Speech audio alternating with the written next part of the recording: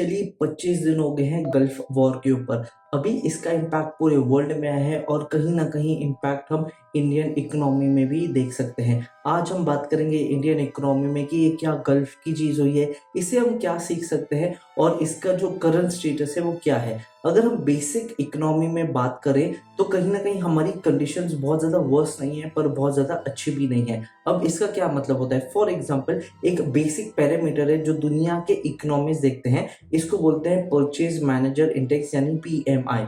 अगर PMI 50% से नीचे रहा, जिसका रेटिंग 0 to 100 होता है, अगर इसका 50 से नीचे रहा तो ये एक अच्छा साइन नहीं है, बट 50 से अबव रहा तो अच्छा साइन है।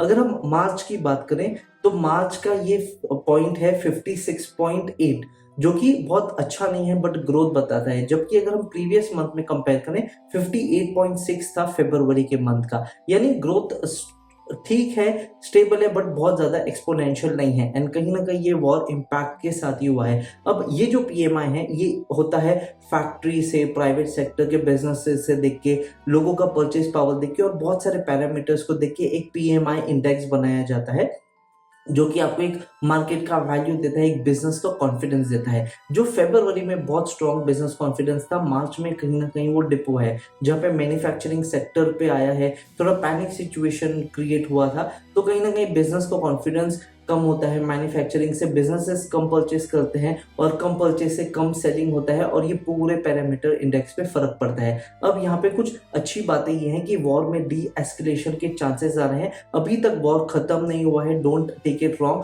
बट डी एस्केलेशन के काफी चीजें आ रही हैं। तो जो स्ट्रेट ऑफ हॉर्मुज का चोक पॉइंट है और इंडिया का सबसे बड़ा स्ट्रगल इस वॉर में अपने एनर्जी फुलफिलमेंट और एनर्जी क्राइसिस को ला है। बट ये बाकी देशों जैसे जापान, इंडोनेशिया, वियतनाम और ताइवान जैसे बहुत ज़्यादा स्ट्रिंजेंट, इवन चाइना जैसे बहुत ज़्यादा इफेक्ट नहीं किया है, बट फिर भी इफेक्ट किया है। हमने इसके ऊपर एक डिटेल वीडियो बनाया था ऑन ऑयल रिजर्व्स की, इंडिया की क्या प्लान है और कैसा है। बट फिर भी because of the India standing in the neutral and the diplomatic standard, Iran के साथ अच्छी दोस्ती है, तो उन्होंने स्ट्रेट ऑफ हॉर्मुज में चोक होल्ड को थोड़ा पहले ही लिबर्टी दिया था, लेवरेज दिया था, ताकि हमारे एनर्जी फुलफिलमेंट्स नीड हो। अब एनर्जी फुलफिलमेंट्स में दो चीजें आती हैं, एक है हमारा ऑयल नीड और एक है हमारा LPG नीड। अभी LPG के दो ही टैंकर्स कल आए थे जो बहुत बड़ा क्वांटिटी का LPG लेके आता है। अब LPG सबसे ज्यादा इंपॉर्टेंट चीज हो जाता है जो हमारे कुकिंग के लिए बहुत इंपॉर्टेंट है, बहुत सारी चीजों में इसका यूज होता है एंड बहुत सारे बिजनेसेस भी इस पे इम्पैक्ट करते हैं। जो साइड वेज की ईटरीज हैं, रेस्टोरेंट्स हैं, बड़े बड़े होटल्स हैं, सब पे इम्पैक्ट हुआ है। अब इसके पैनिक सिचुएशन का भी हमने एक डिटेल वीडियो बनाया था कि what is the current scenario और क्या है। अब इसमें जो सारी चीजें हैं कि चोक होल्ड कम हुआ है और इंडिया को फिर भी इतना नहीं बट एक अच्छा सप्लाई मिल रहा है। और ये सप्लाई डेफिसिट कितना है, फरवरी में जहां पे हमने 7,50,000 मिलियन बैरल्स इंपोर्ट किया था, उसी के पहले हमने 20 million metric ton barrel import किया था। अगर हम ये चोक होल्ड नहीं होता तो of course there is a difference. और ये एक बहुत बड़ी चीज थी, इतनी बड़ी चीज थी कि प्राइम मिनिस्टर मोदी ने एक दिन पहले यानी कल लोकसभा में बात किया था अबाउट ऑल दिस थिंग्स, और यूरिया कितना इंपॉर्टेंट है और फार्मर्स के लिए कितना इंपॉर्टेंट है। इसके अलावा जो आज राज्यसभा के अपर पार्लियामेंट बेंचेस में हुआ था, उन्होंने बोला था कि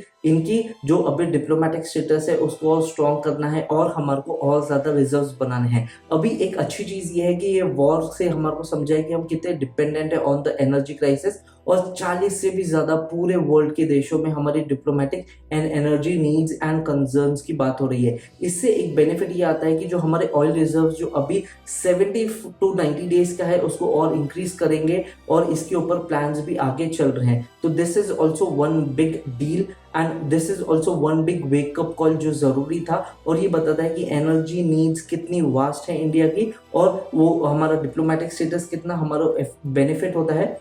और इसमें एक चीज होती है जहां पे नरेंद्र मोदी ने US के एनवॉय सर जॉर्ज से बात किया था और इन दोनों की एक बहुत अच्छी बात हुई है जहां पे उन्होंने एग्री किया है कि स्ट्रेट ऑफ हॉर्मुज को ओपन करना चाहिए and India supports the D escalation of the war, जो कि और पॉजिटिव न्यूज रह जाती है। हमारे जो टाइज यूएस के साथ है वो भी बहुत अच्छी चीज है, जो हमारे टाइज ईरान एंड कतार के साथ है वो भी बहुत अच्छी चीज है। तो कहीं ना कहीं India is not in the worst of the worst case of this war, but India को कहीं ना कहीं इम्पैक्ट तो हुआ है। अभी एक बहुत बड़ी चीज आई है जहां पे आरबीआई ने भी किया है कि उनके पास फॉरेक्स रिजर्व्स, जिसको हम बोलते हैं इंश्योरेंस, आप समझ लीजिए, ये भी काफी अच्छे हैं। जो इन्फ्लेशन और जो इम्पैक्ट ये वॉर अगर सीज फायर में आता है या फिर ये वॉर और ज्यादा चलता है, तो we have a buffer zone, और ये बफर जोन काफी बड़ा है फॉर द टाइम, बट ये हमेशा के लिए नहीं है। और बाकी देशों के जैसे इंडिया भी प्रिपेयर कर रहा है कि अगर सीज फायर है तो वी वेलकम इट, बट अगर नहीं होता है तो we are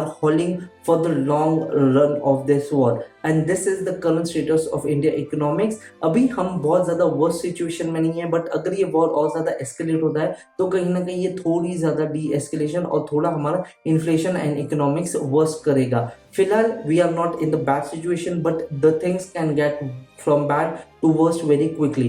What are your thoughts on this? Let me know in the comment box below. और बहुत सारे इंपॉर्टेंट न्यूज आने वाले हैं, so do subscribe to Global Desk. इसके अलावा आपके कुछ सुझाव है या सवाल है तो आप कमेंट बॉक्स बता सकते हो। Till the time I see you in my next video, have a nice day, take care, be happy.